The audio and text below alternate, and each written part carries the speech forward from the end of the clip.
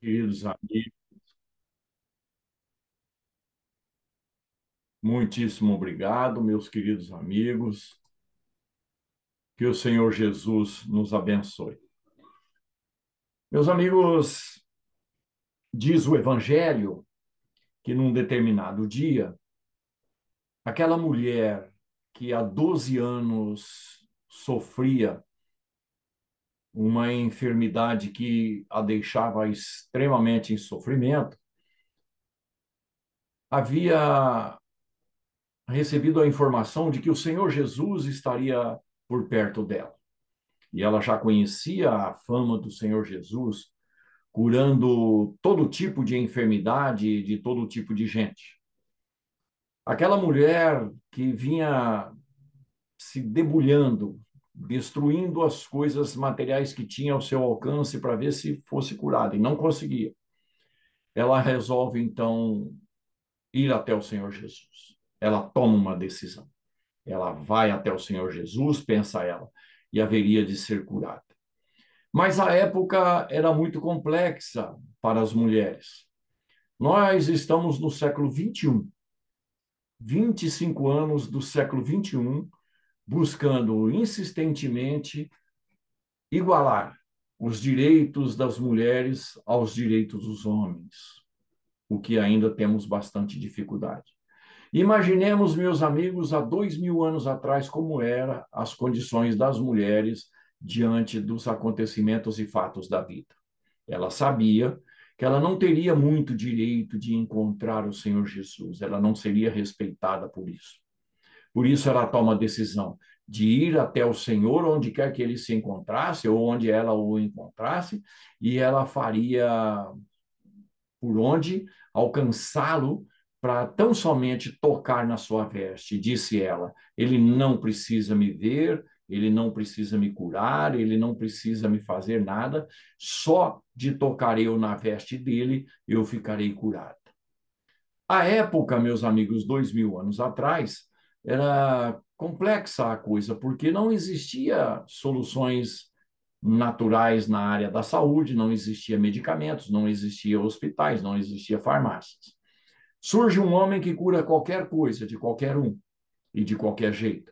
Então é natural que nós entendamos que, além da mensagem que o Senhor Jesus trazia, os esclarecimentos, os anúncios, aquilo que ele falava, é natural que as suas curas chamassem muito atenção.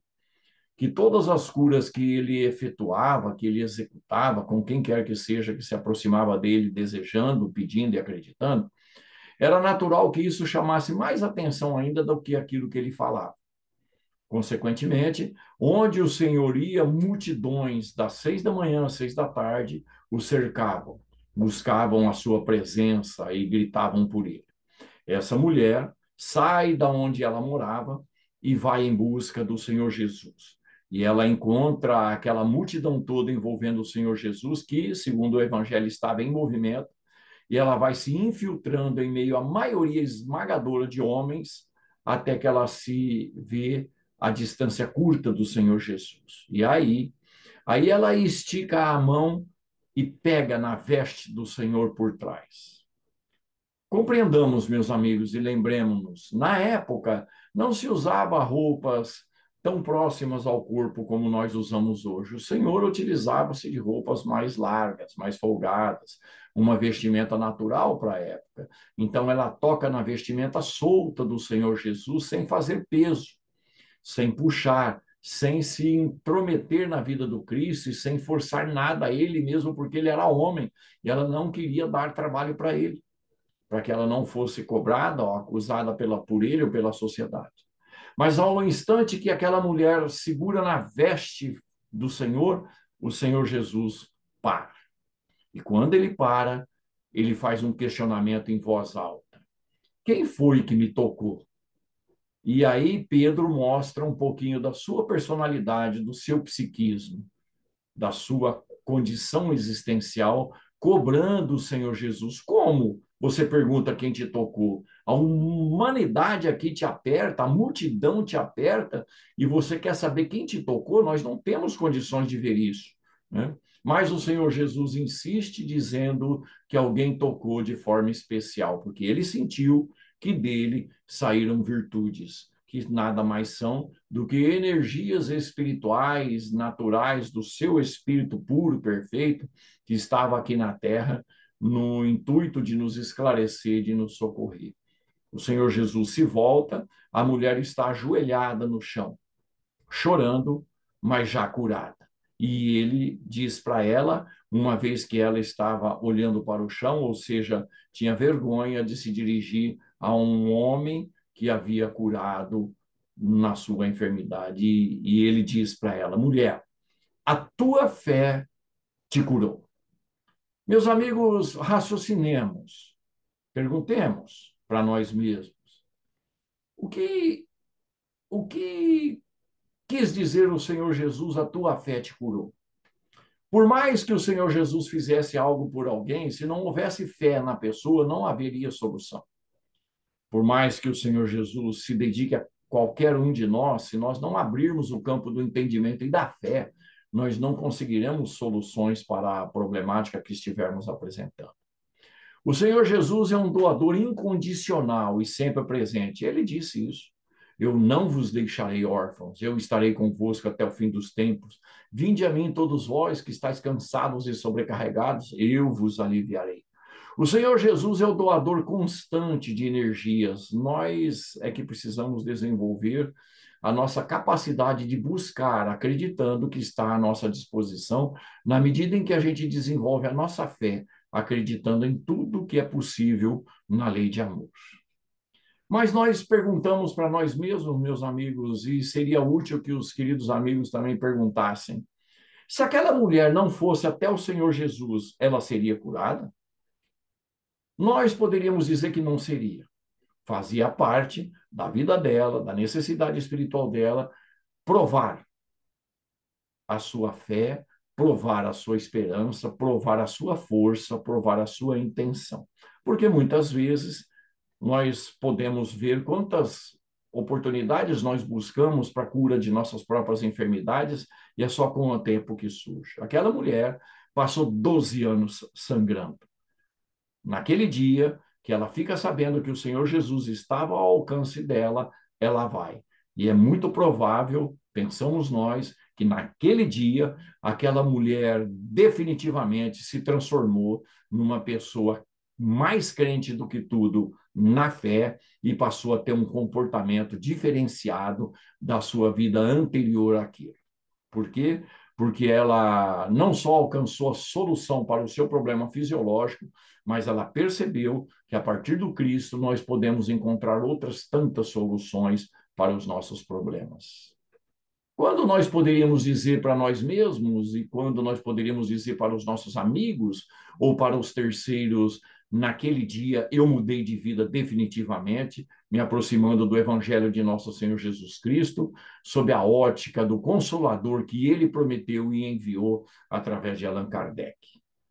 Qual seria aquele dia para nós, meus amigos? Naquele dia eu mudei. Nós já temos tido muita oportunidade para isso, e principalmente nós que estamos frequentando as fileiras do Consolador Prometido, a própria doutrina espírita, estudando e trabalhando. Vale a pena, portanto, nós analisarmos a nossa existência, o que temos vivido até aqui, para ver o que é que tem acontecido por parte da bondade divina e da bondade do Senhor Jesus através dos benfeitores espirituais.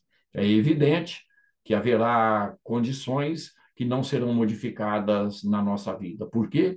Porque nós temos um planejamento reencarnatório solicitado de acordo com a nossa necessidade evolutiva e de acordo, portanto, com as nossas possibilidades de aprendizado e crescimento. Então, nem todas as curas que buscarmos, elas acontecerão. Por quê? Porque nós temos que aprender a lidar com as dificuldades. Mas, repetindo, qual dia seria aquele que a gente poderia dizer, olha, a partir daquele dia eu mudei? Nós que estamos frequentando o Consolador Prometido.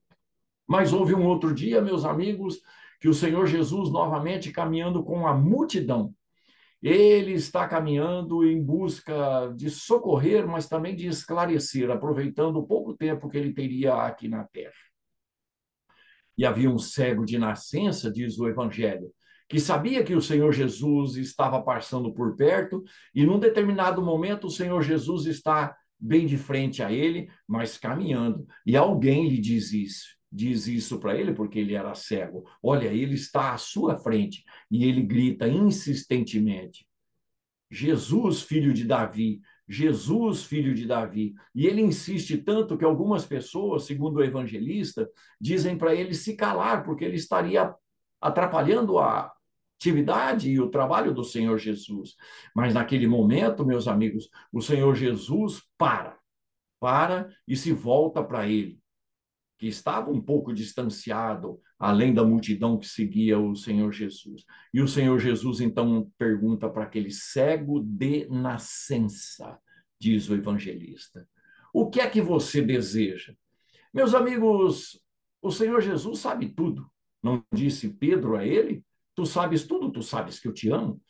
O Senhor Jesus sabe tudo. Se ele sabe tudo por ser ele um espírito puro, um com o Pai, governador e construtor do planeta, Terra, acostumado com os espíritos que aqui estamos, por que ele perguntou para aquele cego de nascença o que aquele cego desejava ao chamar o Senhor? Nós precisamos compreender, meus amigos, analisando a nós próprios, mas analisando também as pessoas que convivem por perto de nós, porque muitas vezes nós vamos ouvir de determinadas pessoas que elas querem ser curadas, mas não querem. Querem isso, mas não fazem por onde. Querem aquilo, mas não buscam, não se esforçam.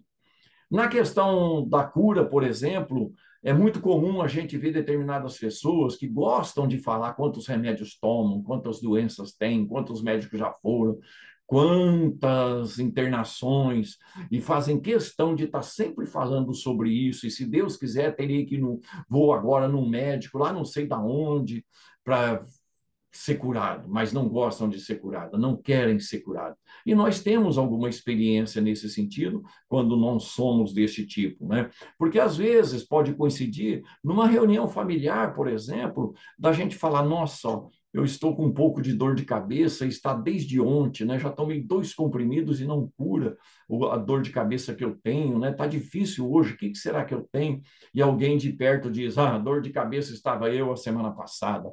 Tomei 5 remédios e não fui curado. Fui na farmácia, fui no posto, fui nesse médico e naquele e não fui curado. Quer dizer, a pessoa chama a atenção do assunto, a atenção daquele instante para a sua atividade de enfermidade. Então, muitos de nós ainda utilizam a enfermidade para que nós possamos ser vistos, né? Imaginemos, e dou o meu próprio exemplo, né? Chego em casa depois de muito tempo sem ver a baixinha, eu chego em casa e digo para ela: nossa, amor, me surgiu uma dor de cabeça enorme aqui, né? E ela fala: não, fica tranquilo, eu vou fazer um chazinho para você e preparar um remédio, senta lá, né? Não faça nada, não. Meus amigos, vai me dar vontade de chegar doente em casa todo dia, para ser cuidado pela esposa, para ser cuidado pela baixinha, porque com isso o meu ego, a minha psicologia passa a ser tratada do jeito que eu gostaria. Mas nós precisamos compreender que as enfermidades e as dores que nós temos aqui na Terra é para a educação dos nossos espíritos, né? Então o Senhor Jesus pergunta para aquele cego: o que é que você deseja? Que é justamente para saber de dentro dele, de verdade, porque o Senhor saberia, ao ouvi-lo, saberia o que ele queria. E ele diz: ah, Senhor, eu quero que me faça enxergar, eu quero que você cure a minha cegueira, eu quero que você modifique o meu jeito fisiológico, queria dizer ele, né? E o Senhor Jesus, então, fala uma coisa para ele, que é uma ordem, né? Ora, então venha até mim. Meus amigos, não seria muito mais caridoso o Senhor Jesus ir até o cego? Não seria mais caridoso o Senhor Jesus ir até ele, porque ele, cego, teria a dificuldade de ultrapassar aquela multidão e chegar até o Senhor Jesus? Mas o que o Senhor Jesus está dizendo para todos nós é preciso fazer alguma coisa, é preciso agir, é preciso se comportar e nunca ficar sentado esperando as coisas acontecerem, mesmo que sejam do céu, mesmo que seja através do Senhor Jesus, porque ele encontrará soluções, e é só estudarmos o Evangelho. Ele cura muita gente, mas sempre de jeitos diferentes, para provar que para cada um de nós haverá uma solução particular, pessoal. Então o Senhor Jesus diz para ele: venha, e ele vai até o Senhor Jesus. E aí o Senhor Jesus cospe no chão, saliva do Senhor Jesus, faz um barrozinho com o pó do chão e esfrega naqueles olhos. Meus amigos, quando penso nisso, eu me pergunto, e gostaria até de perguntar para os queridos amigos, se nós tivéssemos um problema qualquer fisiológico, estivéssemos enxergando, e o Senhor Jesus cuspisse no chão e com a saliva fizesse um barrozinho, nós deixaríamos ele passar esse barrozinho em nós? Acreditaríamos que essa coisa suja faria limpeza em nós? Ou só deixaríamos como aquele cego deixou, por sermos cegos e não estarmos vendo o que ele está fazendo? Nós ainda somos muito exigentes, porque além de querer que a coisa aconteça, nós queremos que a coisa aconteça segundo a nossa cultura, segundo os nossos valores, segundo o nosso entendimento, segundo os nossos desejos. Quando Deus age, o Senhor Jesus age, de acordo com aquilo que é possível nos alcançar. Então ele passa o barrozinho feito com a saliva nos olhos daquele homem e fala para aquele homem ir se lavar no tanque de Siloé. Não pede para ninguém levá-lo. Fala para ele se dirigir ao tanque de Siloé. E mesmo que alguém o leve, é só lá que haveria a limpeza da sujeira que o Senhor fez, motivo da cura, mas também surgiria a vidência. E aquele homem vai e passa a ver, passa a enxergar, o que vira uma confusão, porque dirigentes do judaísmo, né, sacerdotes do judaísmo estavam acompanhando sempre o Senhor Jesus e acompanharam aquele cego para ver se realmente ele seria curado mesmo, porque era um sábado, e aos sábados o Senhor Jesus não poderia curar, porque isso contrariaria no entendimento dos judeus a própria lei de Deus. Então, aquele homem dá uma lição de moral, dizendo que o Senhor era alguém especial, que, como tinha a possibilidade de cura, poderia fazê-la num sábado, não é? Esse espírito, meus amigos, é um espírito superior. Ele dá uma lição de moral àqueles seres. E como é que nós sabemos que é um espírito superior? Voltemos à questão do Senhor Jesus. Porque quando o Senhor Jesus vai curar aquele homem, alguém no evangelho pergunta para o Senhor: Senhor, quem foi que pecou para este homem nascer cego? Foi ele ou foram os pais dele? Meus amigos, quem fez a pergunta sabia de algumas coisas que são comprovadas pela pergunta que fez. Quem foi que pecou para ele nascer cego? Foi ele? Essa pessoa sabia da reencarnação, aceitava a reencarnação. Essa pessoa já sabia que pecado cometido acaba resultando em problemas fisiológicos. Se não for na mesma vida, é na vida futura. E nós aprendemos com a doutrina espírita que é assim, e poderíamos lembrar aqui de uma passagem muito interessante de André Luiz em Evolução em Dois Mundos, no capítulo 15 da segunda parte desse livro fabuloso.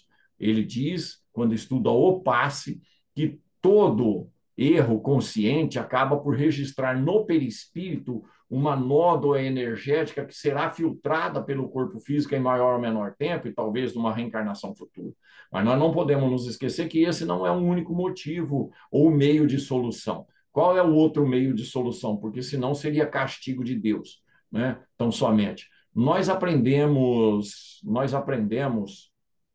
ainda no Evangelho, no livro sagrado, na primeira epístola, na epístola de Pedro, quando diz Pedro que o amor cobre uma multidão de pecados. Ele está dizendo que se nós desenvolvermos o amor, que é a atividade em relação ao próximo, a Deus e ao próximo, se nós desenvolvermos o amor e atendermos às necessidades do próximo, nós seremos curados das nossas próprias enfermidades.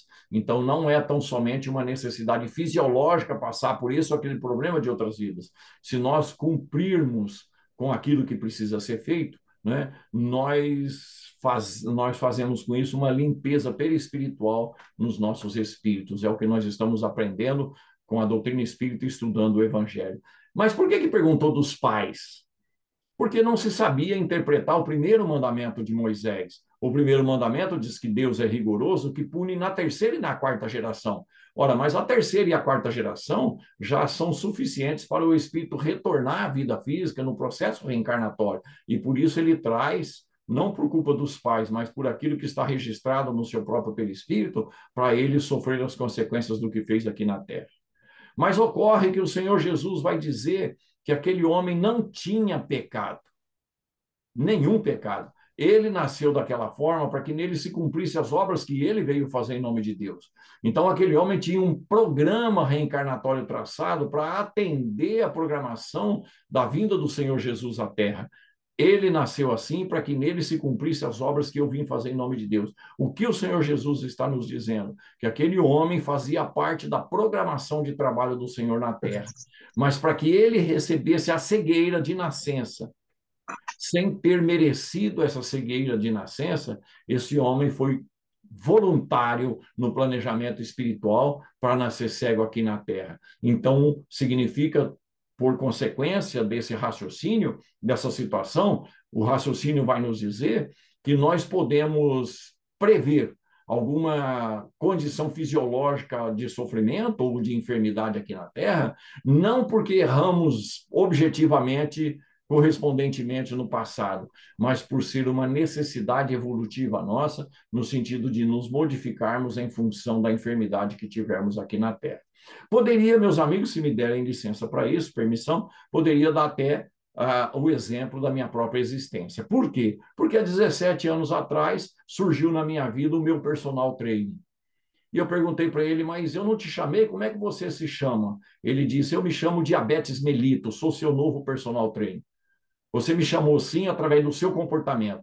17 anos atrás, 16 anos atrás, eu tinha 49 para 50 anos de idade, mas eu era muito abusado na questão da alimentação em todos os campos. Eu pesava 25 quilos mais do que peso hoje praticamente. Cheguei a pesar 25 quilos mais do que peso hoje.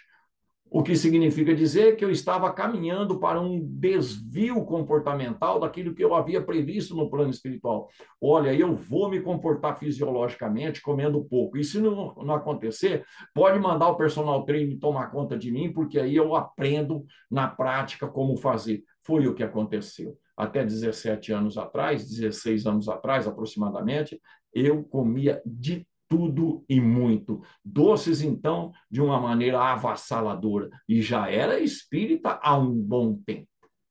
Quando surge o personal training, eu me assusto porque vi na família, incluindo meu pai, que acabou desencarnando depois com a enfermidade. Meus amigos, o que esse benfeitor espiritual chamado Diabetes Mellitus, que chamo de orientador, de esclarecedor, fez comigo? Ele me ensinou a me alimentar adequadamente, ele me ensinou a frequentar médicos e tomar o remédio adequadamente, coisa que muitos homens, a maioria dos homens não gosta. Homens, não mulheres. As mulheres são muito eficientes e aplicadas no sentido de cuidar da própria saúde. Homens já são mais desleixados. Aprendi, então, a ir no mesmo médico com frequência, especializado em diabetes, a tomar o remédio certinho. Aprendi a fazer caminhadas que eu já tinha abandonado, aprendi a fazer exercícios físicos para beneficiar o corpo físico. E, por último, eu aprendi com ele, sem outras coisas, mas vamos pegar o que é mais importante. Eu aprendi, segundo o Diabetes Mellitus, eu aprendi, ou estou aprendendo, a lidar e me comportar com as emoções, que modificam todo o funcionamento corporal. E estudemos Inteligência Emocional, de Daniel Goleman, e a gente vai perceber as coisas como elas são. Mas se nós formos, de novo, como já fomos muitas vezes no Pensamento e Vida de Emmanuel, que tem quase 70 anos, né, ou 70 anos, nós vamos aprender no capítulo 15 e no capítulo 28, né, o quanto nós precisamos compreender que é preciso educar o nosso psiquismo e as nossas emoções para impactar pouco no nosso corpo físico, porque senão seremos responsáveis pelas enfermidades decorrentes disso. Então, a educação produzida pela enfermidade é uma necessidade para os nossos espíritos, e tem sido para o meu, que virei diabético há 16 anos, e tomara que eu consiga ainda chegar até a quantidade de anos que eu me comprometi no meu planejamento reencarnatório e não desencarne antes da hora para ser um suicida involuntário. Eu estava caminhando para ser um suicida involuntário e haveria, consequentemente, de sofrer sobre isso. Hoje, em que trabalho na doutrina espírita, trabalho no movimento espírita, na caridade espírita, de coração e de entendimento, na medida, claro, do meu espírito, né, e trabalhando no estudo e divulgando o estudo, eu estou tentando recuperar o tempo que eu queimei desta existência pela enfermidade que eu desenvolvi por conta da viciação. Então, aquele homem veio trazer um exemplo para nós, o cego de nascença. Você não tem pecado, você pediu para nascer assim. Então, nem todas as enfermidades nossas têm a ver com o pecado. Ah, o que será que eu fiz na outra vida para estar passando por isso? Não nos preocupemos por isso.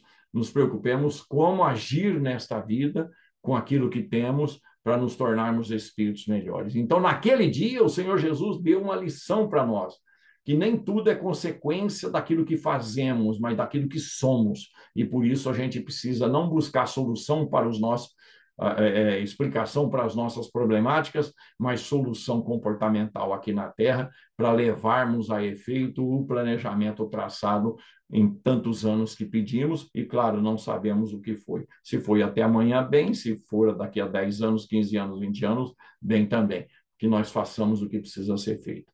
Qual é o nosso, naquele dia eu mudei?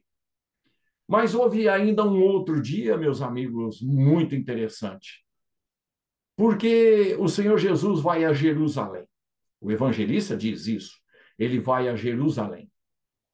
E ele entra em Jerusalém pela porta das ovelhas, que é a porta onde eram levadas as ovelhas que seriam negociadas ou fornecidas ao altar lá de Jerusalém. E próximo à porta das ovelhas tinha o tanque de Betesda, um tanque rústico, evidentemente, pela época, 2000 anos atrás, um tanque que tinha uma fama, tinha um histórico, uma história. Um tanque que continha água, que a gente não sabe se era água circulante ou era água que era levada e completada como se fosse um tanque qualquer, sem estar vinculada a esse ou aquele riacho. Não. O Evangelho não diz isso, mas não nos preocupemos com isso. O tanque de Betesda tinha uma fama. Aos sábados, e só aos sábados, que era o único dia que os judeus tinham de liberdade de trabalho, de liberdade social, de liberdade familiar. Aos sábados, aquele que fosse o primeiro doente, e só o primeiro, que conseguisse tocar nas águas, quando aquelas águas se agitassem, ele ficaria curado das suas enfermidades. Esse é o nome do costume, da cultura, do acontecimento em torno do tanque de Betesda. Ora, 2000 anos atrás tinha muita gente doente? Tinha possibilidade de cura? Não, era muito pior do que hoje. Se hoje nós temos uma medicina altamente avançada, uma medicação, uma farmacologia altamente avançada, e os postos de saúde, os hospitais, os consultórios continuam abarrotados, imaginemos há 2000 anos atrás com um tanque de Betesda que curava enfermidades, se fosse o primeiro a pular dentro da água. Era muita gente. 6 horas da manhã, quando começava o dia do judeu, eles começavam a correr para o tanque de Betesda. E, claro, aquilo se aglutinava de gente. Mas não tinha hora para mexer a água. Ela se mexia em função da presença de um anjo, que com o seu cajado, dizia os costumes da época, está no Evangelho. E aí, então, ia juntando gente com muita rapidez, esperando a hora passar. Mas chega nesse ambiente o Senhor Jesus, meus amigos, e encontra um cego. Cego há 38 anos, diz o evangelista. E ele não, perdão, desculpe, não cego, um aleijado, um homem deformado fisicamente. Perdoe pela confusão mental aqui, meus amigos. Um homem com problemas fisiológicos de tal forma que ele não conseguia ser andante, ele era carregado na sua maca. Ele era preciso, ele possibilitava que alguém carregasse ele, mais de 1, 2, 3, 4 o carregasse. Mas ele está ali próximo ao tanque de Betesda. Mas ele nunca conseguia chegar em primeiro lugar ali, ou entre os primeiros para ficar em torno do tanque. Por quê? Porque alguém tinha que sair de casa às 6 horas, passar na casa dele, carregar ele até lá. Ora, quando chegavam lá, já estava abarrotado de gente em torno do tanque pela necessidade de se fazer presente em primeiro lugar na hora de se jogar na água para ser curado. Então, o Senhor Jesus encontra esse homem e ele ficava observando as pessoas, e a hora vai passando, a hora vai passando.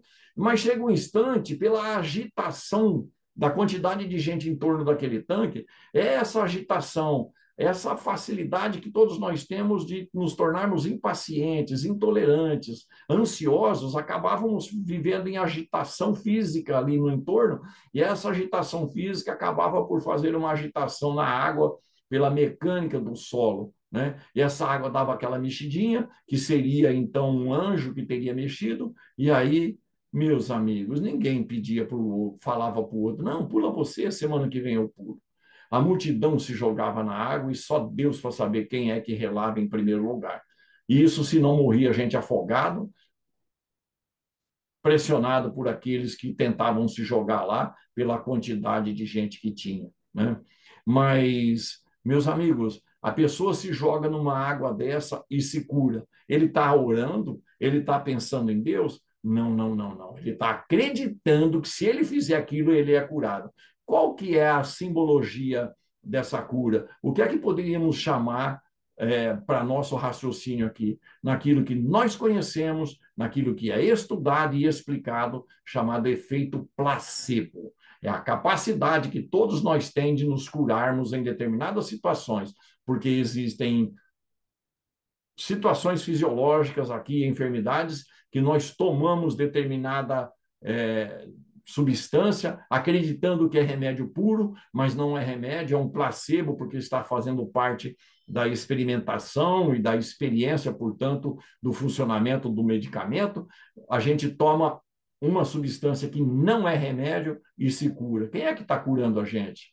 O placebo, o efeito placebo, o nosso próprio psiquismo, pela crença e a determinação funcional e fisiológica do nosso próprio organismo. Então, muita gente ficava curada ali pelo efeito placebo, que está ao nosso alcance. No que nós acreditamos que podemos ser curados? Meus amigos, às vezes a gente frequenta um centro espírita para tomar um passe para ver se melhora. A gente não acredita no centro porque a gente não melhorou. Por quê? Porque a gente nem caiu com o passista que a gente queria. A gente não foi atendido do jeito que a gente gostaria. Então, a gente não acredita em nada. É preciso acreditar que o nosso espírito é capaz de modificar o funcionamento do nosso corpo físico. E o efeito placebo prova isso. O Senhor Jesus, então, chega naquele homem, naquele dia, e diz para ele: levanta, porque ele diz para o Senhor: eu quero que alguém me jogue na água, né? Nunca dá tempo. E o Senhor, então, diz para ele naquele dia: levanta, toma a tua cama e vai embora, ande. Meus amigos, alguém há 38 anos paralítico, não consegue sequer ficar de pé, não só se levanta, quanto pega a maca, que era o objeto de sua andança, e põe nos ombros para ir embora. Que tipo de energia é essa que o Senhor Jesus injetou nele? A de um espírito puro, pois que modifica o seu corpo físico, evidentemente através do perispírito, e esse homem sai andando carregando a maca. Mas observemos aquilo que já aconteceu conosco, ou com quem convive conosco, um mau jeitozinho nas costas, levantar meio travado depois de uma noite de sono. A gente não consegue se melhorar se não fizer 10, 20, 30 experiências médicas no campo da aplicação energética. Nós não conseguimos sarar se nós não tomarmos os remédios adequados, se não fizermos ginástica. Então, que energia que o Senhor injetou nele? É de um espírito puro, que muda tudo, mas o Senhor está dizendo que o nosso pensamento, a nossa fé, a nossa confiança é capaz também de alterar o funcionamento e a forma do nosso perispírito e, consequentemente, do nosso corpo físico. Ele está dizendo que nós temos essa capacidade natural de modificar o funcionamento do perispírito e também do corpo físico. Acreditamos nisso? Precisamos de fisioterapia? Quantas fisioterapias? Aquele homem não precisou de nada.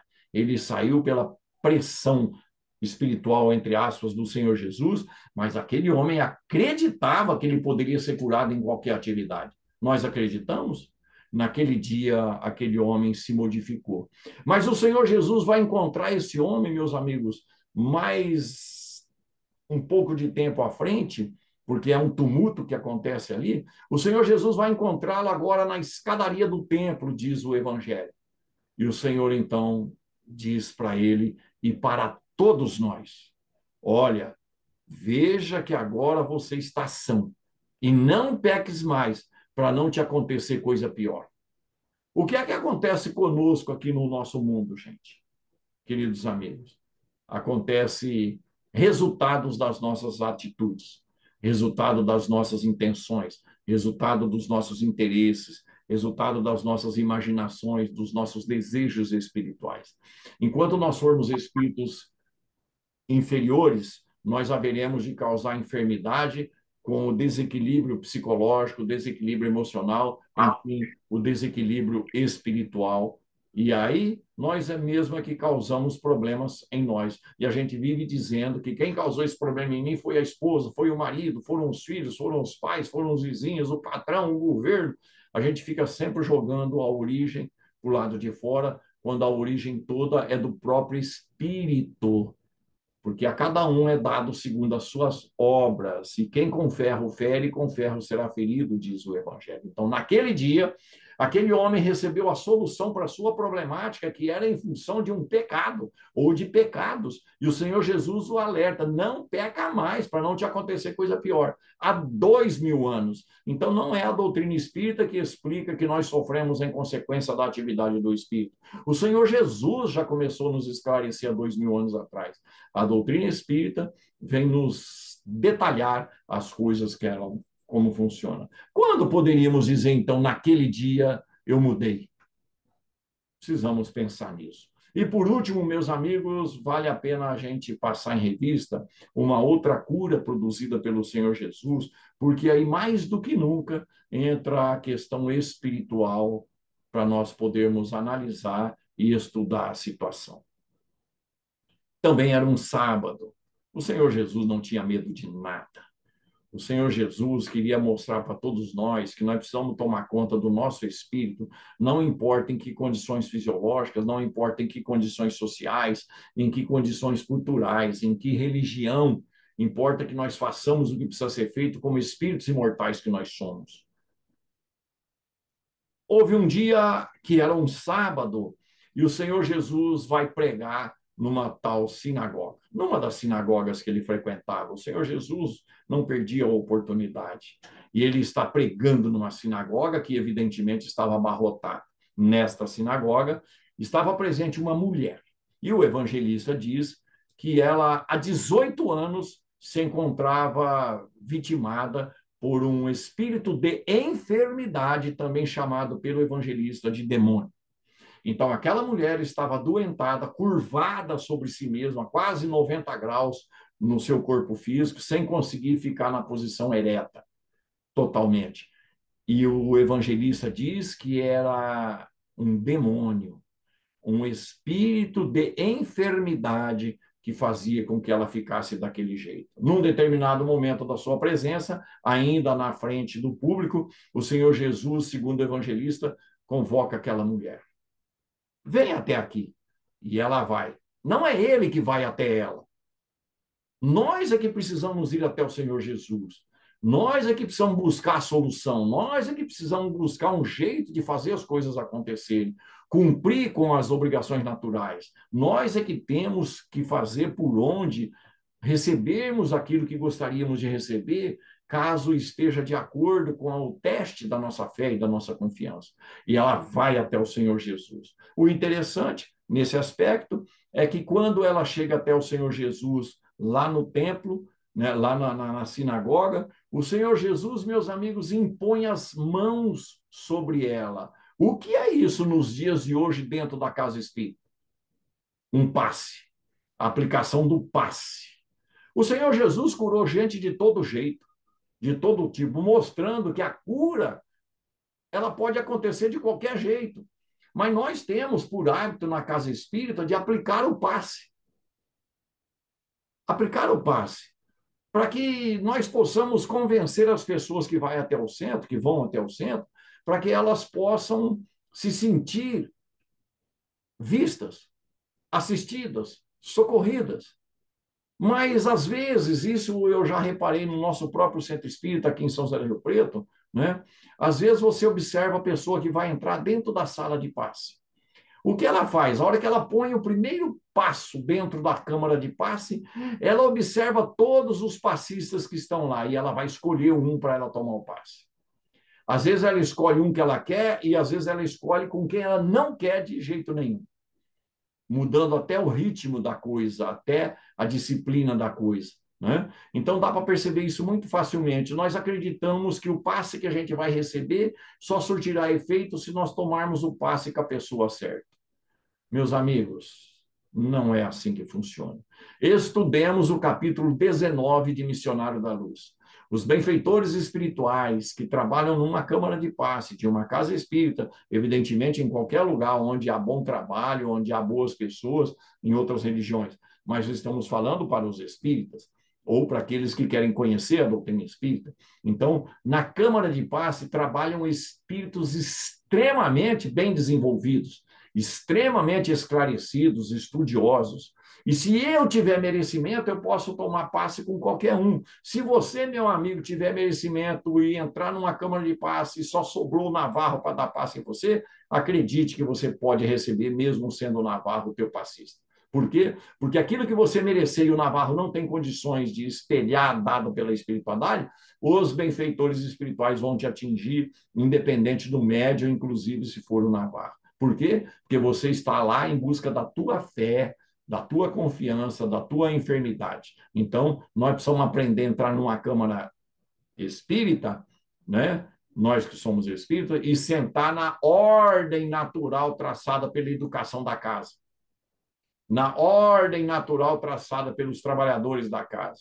O que eu tiver de receber, não importa o médium. O médium pode até acreditar que foi ele que te deu a saúde, mas depois ele vai aprender que não foi ele pela inexistência nele de merecimento, tranquilidade e fé. Então nós precisamos pensar nisso. Aquela mulher recebeu uma energia e o Senhor disse para ela: mulher, os teus pecados estão perdoados. E ela volta ao normal. Ela volta ao normal. É como aquele homem que ele curou. Você foi curado pelos términos dos teus pecados depois de 38 anos. Ela, 18 anos, e o Senhor diz para ela: mulher, os teus pecados estão perdoados.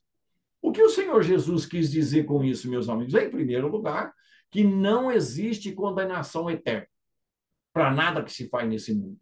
Não existe inferno eterno.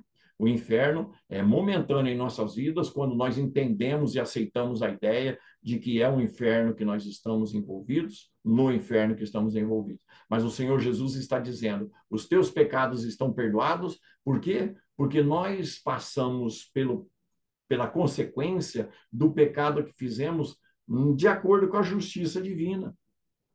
18 anos foi suficiente para aquela mulher pagar os pecados que ela tinha. E o Senhor Jesus a coloca numa condição normal e ela vai. Mas o benfeitor espiritual, o benfeitor que escreveu o evangelho, diz que era um espírito que deixava daquele jeito, um espírito de enfermidade, um verdadeiro demônio. Ora, do que se trata? Evidentemente, meus amigos, aquela mulher sendo curada de um pecado, ela estava, ou de pecados, ela estava na condição de feitora dos problemas e do sofrimento daquele espírito chamado de demônio na época. Ela é que causou o dano na vida daquele espírito que não conseguia perdoar. Nós conseguimos?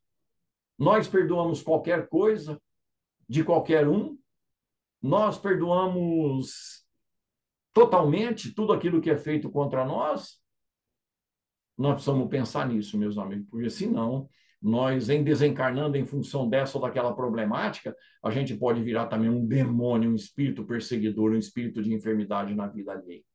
Mas se ela pecou contra aquele espírito, o que aconteceu com ele? Ora, se ela, 18 anos de sofrimento, foi socorrida e libertada do seu pecado, com certeza aquele espírito também foi socorrido. Por quem? Pelos benfeitores espirituais. Legiões de anjos estavam presentes na vida do Senhor Jesus. Foi prevista essa condição desde o Velho Testamento. Estava previsto que o Senhor Jesus estaria aqui com legiões de anjos trabalhando junto com ele. E virou uma das tentações. No pináculo do templo, por exemplo, o espírito endiabrado diz para o Senhor Jesus: está escrito que você é filho de Deus, se joga daqui. Não é? que você acreditaria em Deus, que Deus não te abandonaria. E o Senhor diz para ele: não tentarás jamais o Senhor teu Deus. Ora, legiões de anjos estavam ali à disposição do Senhor Jesus, ajudando-o no trabalho aqui na vida física.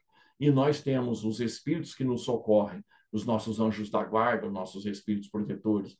Espíritos socorreram aquele espírito para dar a ele a mesma oportunidade de renovação do que aquela mulher estava tendo. Ela já não precisava passar mais.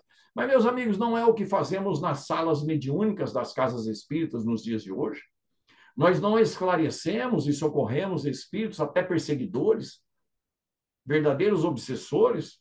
Pois é, na época não tinha. Então, quem socorreu aquele espírito foram os próprios benfeitores espirituais, dizendo a ele que já não adiantava mais carregá-la de sofrimento, porque ela já havia pago o erro cometido, e que agora ele poderia receber a bênção do socorro se ele aceitasse o trabalho dos benfeitores espirituais.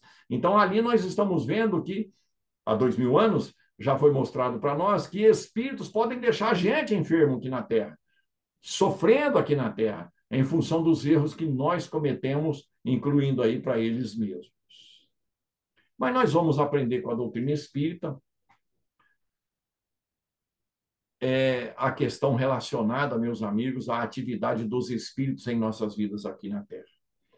E nós vamos, claro, todos nós nos lembramos da questão 459, quando os benfeitores dizem para nós outros que na maior parte do tempo nós somos guiados e dirigidos pelos espíritos, ou seja, eles estão sempre muito perto de nós.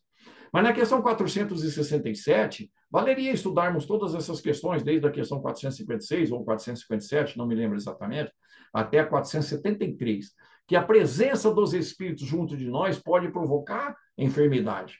A questão 467, então, ela é extremamente esclarecedora, porque lá nos é dito que nós, pelo aquilo que fazemos, por aquilo que pensamos, nós atraímos os espíritos correspondentes, correlacionados aos pensamentos e aos desejos e às viciações. Mas existem determinados desejos que são enfáticos, importantíssimos para nós no nosso mundo íntimo.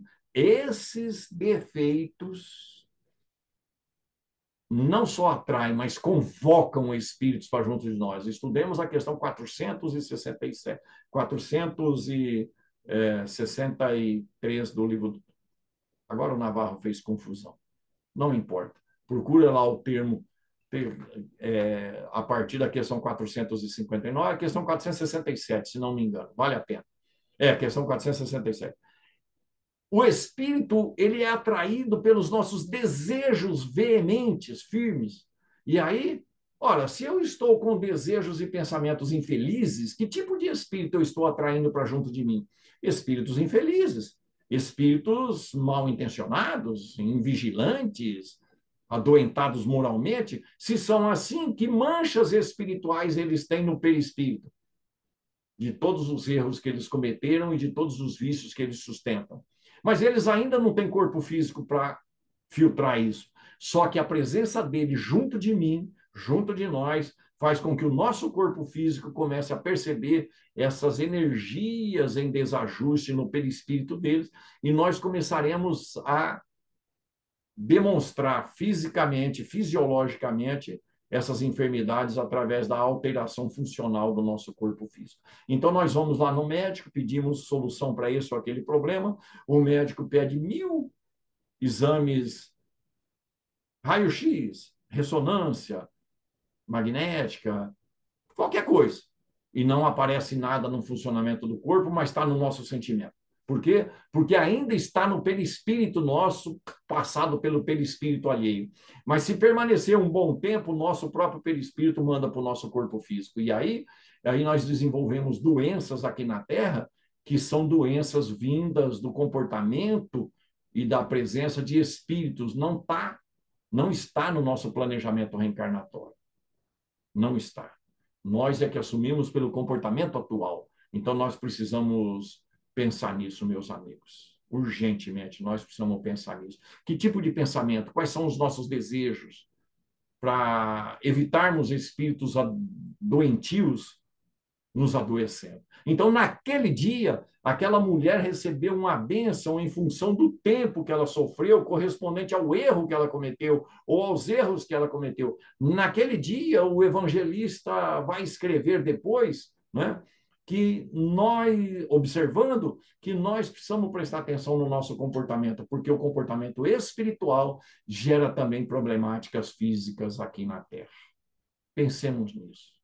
E quando nós poderemos dizer, naquele dia que eu comecei a ser espírita, naquele dia que eu comecei a tomar passe, naquele dia que eu comecei a me esclarecer, eu mudei completamente. Ou a gente está frequentando o estudo, a presença na casa espírita, para ensinar os outros, sem ensinar a gente mesmo a mudar o jeito de ser.